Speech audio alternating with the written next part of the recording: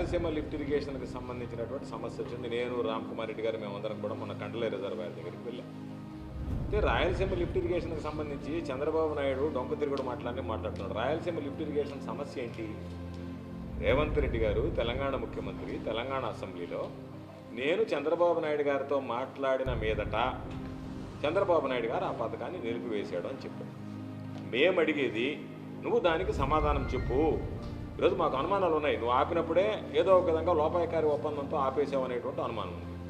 కాబట్టి రేవంత్ రెడ్డి చెప్పినటువంటి విషయాన్ని చంద్రబాబు నాయుడు చెప్పాల్సిందంటే మేమిద్దరం దాని మీద చర్చించలేదు, చర్చించిన మీదట ఆ నిర్ణయం తీసుకోలేదు అనేటువంటి మాట చెప్పలేక, ఎందుకంటే వాస్తవం దాచిపెట్టలేక దానికి సంబంధించి రకరకాలైనటువంటి మాటలు మాట్లాడితే రేపటి రోజు నెల్లూరు జిల్లాకు సంబంధించి ఆ లిఫ్ట్ ఇరిగేషన్ ద్వారా నెల్లూరుకు కూడా ఏదైతే లిఫ్ట్ ఇరిగేషన్ ద్వారా మనం రోజుకు 3 టీఎంసీలు తీసుకుంటామో సోమశిల రిజర్వాయర్కి వస్తుంది, సోమశిల నుంచి కండలేరుకు వస్తుంది. ఎన్ని సందర్భాలలో ఈ ప్రాంతానికి సంబంధించి ఈ ప్రాంతంలో ఉండేటువంటి రైతులు మాకు సమృద్ధిగా సాగునీరు అందించని అడిగారు.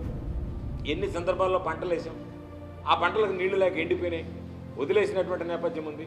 ఈరోజు అదే రాయలసీమ లిఫ్ట్ ఇరిగేషన్ ద్వారా మనం చివరి 3-4 తడులకు సంబంధించినటువంటి పంటలు పండించుకోవడానికి సోమశిలకు తెచ్చుకుంటాం, సోమశిల నుంచి కండలే రిజర్వాయర్కి తెచ్చుకొని అటు సోమశిల రిజర్వాయర్ కింద ఉండేటువంటి వాటితో థైలాండ్ వాటితో పాటు ఈ పక్క ఈ ప్రాంతానికి సంబంధించినటువంటి కండలే రిజర్వాయర్ కింద సాగుబడి ఉన్నటువంటి వాటి కూడా మనం నీళ్లు తెచ్చుకునేటువంటి అవకాశం ఉంది.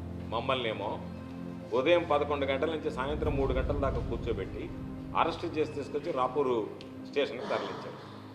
అవతల వాళ్ళని ఇదే పోలీసు దగ్గరుండి తీసుకువెళ్ళి వాళ్ళని అక్కడ కూర్చోబెట్టి వాళ్ళకి మొత్తం చూపించారు. వాళ్ళు అక్కడ పోయి రకరకాలైనటువంటి మాటలన్నీ మాట్లాడిపోయారు. ఈ రాష్ట్ర ప్రజలకు తెలుసు చంద్రబాబు నాయుడు ఉంటే అరిష్టమా, జగన్మోహన్ రెడ్డి గారు ఉంటే అరిష్టమా. చంద్రబాబు నాయుడు ఏ రోజు పాదం మోపినా రైతులకు అరిష్టము దరిద్రం అనేటువంటిది ప్రతి ఒక్కరికి తెలిసినటువంటి విషయం. కాబట్టి వాళ్ళు దమ్ము ధైర్యం ఉందో వాళ్ళు మాత్రమే వైఎస్ఆర్ కాంగ్రెస్ పార్టీలో ఉన్నారు. ఎవరికైతే అది లేదో కారణాలు వెతుక్కుంటూ బయటికి వెళ్ళిపోయారు. కాబట్టి